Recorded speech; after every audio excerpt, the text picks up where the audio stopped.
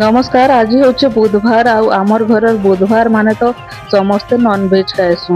हेतिर लगी आज मेन्यू रे अच्छे समस्तंकर फेवरेट मटन।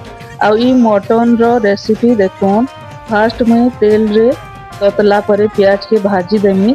तार परे आमर देसी मसला दिगरे कषमा। मसला जिते भल से कषी हेबा स्वाद सेते बढ़सी। अदा लहसुन रो देसी मसलाटा पके करी मसला के पूरा तेल छाड़ी गला तक भल से स्लो आँच रे कषी नामा। आमर संबलपुरी स्टाइल टिके मसला कषा निहेले मटन टेस्ट नहीं आसी। पूरा घर महकी गलान। एबे मटन के मसला रे देई करी धीमा आँच रे 20 रु 25 मिनिट कषी नामा। तारपरे देखुन मटन रो रंग पूरा खांटी संबलपुरी स्टाइल।